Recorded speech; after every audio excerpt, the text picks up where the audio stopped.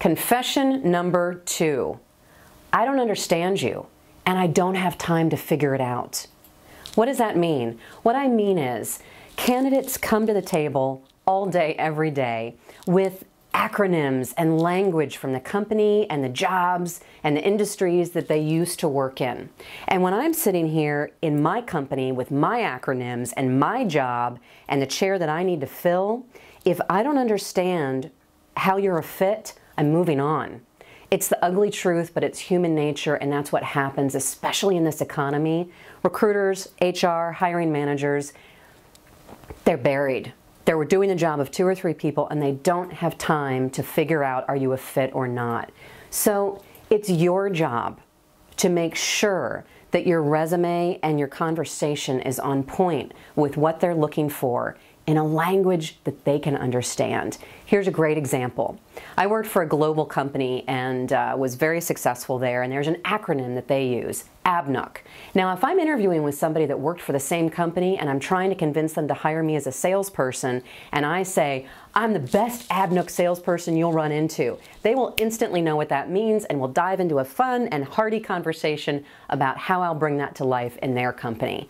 But if I'm talking to anybody else who hasn't worked at that company, their eyes are going to glaze over and they're going to think I'm a little bit strange. They may even get irritated. They'll politely shake my hand, bid me farewell, and move on to the next candidate. That's reality. So what can you do about this?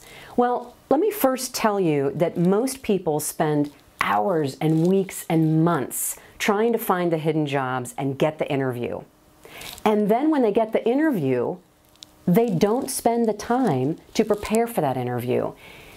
By the time you have a real lead and a real opportunity, it is absolutely critical that you go through an exercise I call Identify the Gaps. Print out everything you've got about what they're looking for. Take a highlighter. I know it's old school, but it really works. And highlight what you think are the top 9 or 10 things they're looking for. Then get really honest with yourself. Make a list. What do I have that makes me qualified? Identify those gaps and practice talking through it. Clearly, concisely, work on your star stories so that you've got really good examples of a time in the past when you've demonstrated that skill or experience. And if you've got a gap, if they're looking for a certain software system or industry experience that you don't have, don't ignore it. Most people just hold their thumbs and hope and pray that the people are going to understand that their skills are transferable. They're not. That's up to you to sell them on it.